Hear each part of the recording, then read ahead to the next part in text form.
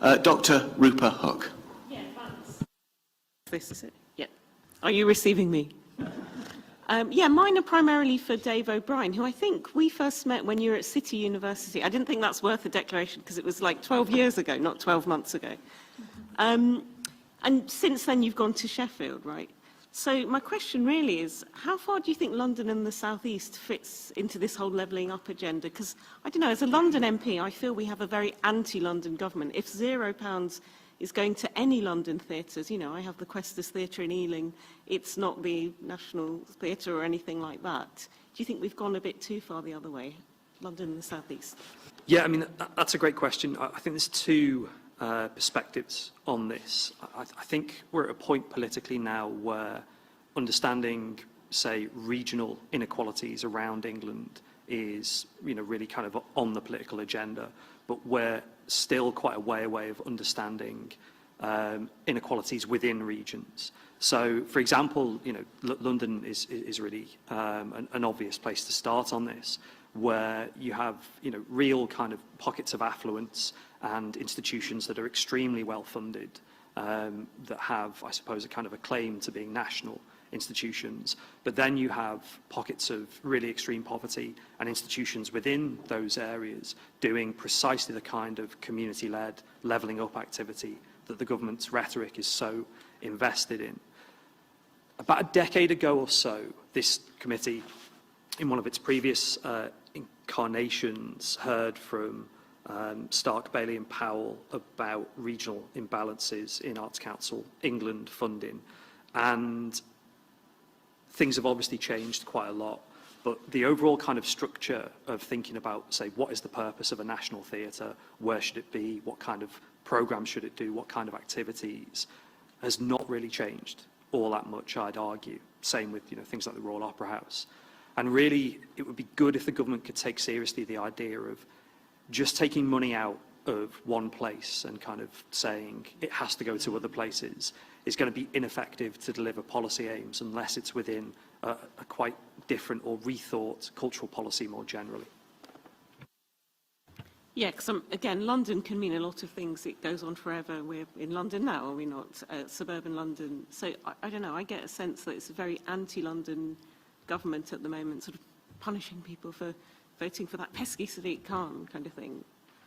I mean, I can't really comment on that sort of politically. What I would say is that there are certainly flaws in just focusing on where money is going out of London rather than focusing on what's the kind of infrastructure and strategy to deliver on cultural policy goals.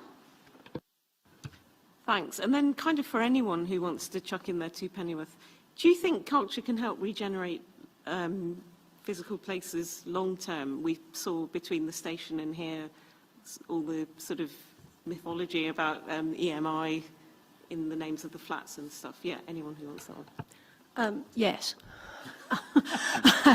Would you expand? You wouldn't get a lot in an essay question for just saying yes. I think it can make a huge difference. It's made a huge difference to Coventry. The amount of inward capital investment has really transformed the landscape in the city centre.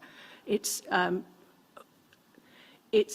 think it's been used wisely and in collaboration with a lot of local groups, particularly the Historic Coventry Trust, in order to generate a lot of historic buildings, in order to really cheer up a decaying city centre. And I don't see any reason why any of that should stop when the circus of the City of Culture moves on. That is going to be a permanent change. May I respond a bit to your Outer London question as well? Coventry University has a campus in Barking and Dagenham, where we're working with the local council to help provide skills training for the new film studios. And I would certainly agree that there are many London boroughs which ought to be given the same consideration as towns outside central London. I wouldn't disagree with that at all. I think some of the same placemaking activities that work in places outside London can work for London boroughs as well. can I just sort of reinforce that? Where culture has been successful in regeneration, it's come almost always as part of a bigger strategy. So where culture has been unsuccessful, and there are, again, this committee has heard about several sort of disastrous attempts to build arts institutions with a, if you build it, you know, they will come kind of approach. So if we take having a city of culture which has a longer term strategy, if we take, so, you know, you can do Coventry, you can do Liverpool here as well in the European context. You can think about Newcastle's very long term, and this is sort of 30 plus years approach to building infrastructure as part of a broader transformation of local cultural governance between Newcastle and Gateshead. All of this success is really predicated on having, you know, really serious long-term thinking. Just having a cultural event that, you know, isn't locally grounded, isn't part of a long-term strategy, doesn't think about both, you know, pre and post-event build-up and legacy, will maybe be a good party, but will have little or no long-term impact. Yeah, I mean, interesting that car building places Coventry, Detroit seem to produce a lot of music.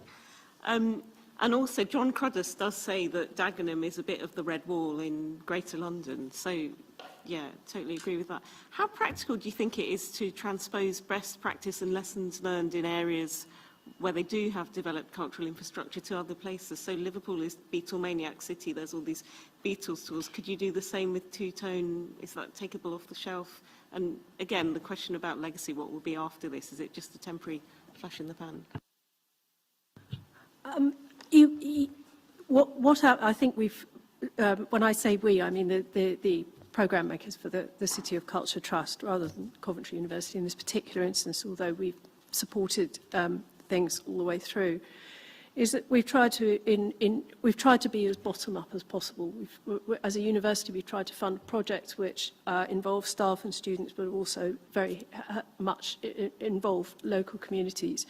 I think in Coventry we found that we had a huge local upswell of activity which we could harness.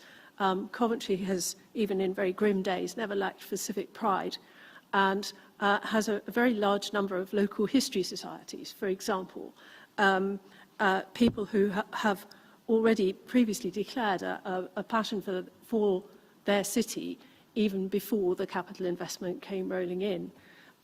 One can, under those circumstances, I think one can try and make certain that the legacy is a permanent one. And when one can also, not only on the level of buildings, but also on the level of knowledge, again, knowledge exchange and sharing, one can reinforce placemaking agenda that was always lurking, as it were, but needed to be brought out.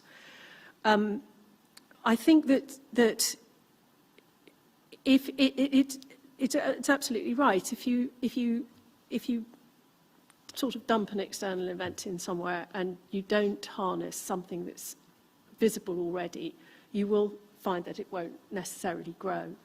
But most places in this country, it seems to me, have inside London, outside London, everywhere has something to build on.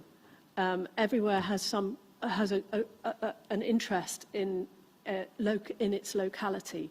And I think that one could generalise from the experience in Coventry and to some extent in Hull more widely. Can I just follow that up by saying I as a general rule, I'd be cautious about the transferring of models from one place to another. I would try and get out of the mindset of sending in people to fix or bringing in a model that might work. I would get much more into the mindset of saying, we start by listening.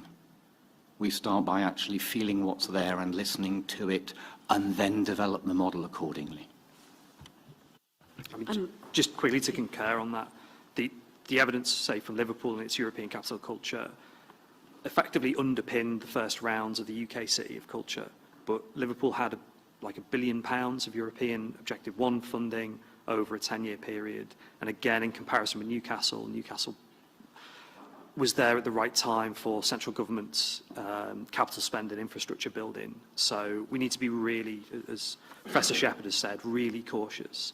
And I think actually the Coventry example is good on this, the sense of not saying if we host a UK City of Culture, it will solve all of our economic problems because it solved, you know, Liverpool or Newcastle or Manchester's economic problems by doing very different things, but rather saying how can a place celebrate itself and celebrate its locality, and what kind of events, what kind of activities are appropriate for that place, rather than importing from elsewhere.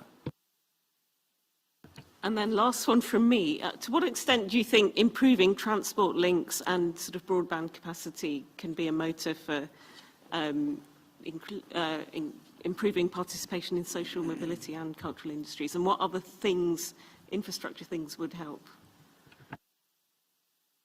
I mean, yes, absolutely. So many of the things that, I mean, we might talk about this, but so many of the, say, problems or inequalities, barriers that we see in the realm of culture are actually really to do with how infrastructure works in Britain. So whether this is workforce stuff around access to childcare, or whether it's, you know, the practicalities of getting somewhere. I mean, we were discussing getting to Stratford from Birmingham earlier before we started. And yeah, you know, something like taking bus services seriously, which rhetorically the government is very interested in. I'm not sure how much practical change is going on, is a big issue. And I think in Manchester, we're about to see a live experiment in what happens when you have integrated transport that has, I guess, kind of cheapness and ease of use as the central aim of a mayoral system, and the impact that's going to have on access for outer boroughs into central Manchester's cultural infrastructure. It'll be interesting to see how that changes things. Can I add something from an education point of view? I mean, obviously we've just come out of 2 years of lockdown, and we have seen the issues around not having connectivity and all students having access. I mean, like so many other schools, we, you know, tried to hand out as much devices. Quite a few big companies were giving us data to hand out to students so they could access lessons on their phone. I mean, there is a divide, and I think some research saying that the divide is now, because of lockdown, has widened. So, you know, we're all doing sort of catch up, and I suppose the levelling up for us is making sure that students who have lost time or who are continuing to lose some time, because the effects of COVID will take some time to come out, with some students who are, you know, still to re-engage. I mean, we are with the older students. I mean, my colleagues who work in primary schools, I think, are really struggling with that kind of the lack of learning. So I think, you know, some kind of plan around digital for all students, all families, multiple students in homes where they've got one device. You know, we saw that. So yeah, I think we need to be pushing that. Did Gavin Williamson's fabled free laptops apply to your school? Because it's got a slightly different funding arrangement to a normal local authority school. Did those ever appear? Yeah, we got a limited amount of free devices. The issue that we had with our devices here was we work on sort of some specific software. So we basically, when we went to lockdown, we just raided the cupboards and just handed out as many devices as we could, and data sticks, and kept in touch, and some physical resources as well. My team were out and about delivering, you know, to organise to students. The interesting thing about the things like the phones was that the real lifeline for a lot of students, they were accessing on their phones. Forget about digital devices and laptops, things, but phones were the device that students were accessing lessons on. And then and we've continued to use that kind of technology within school for students to use.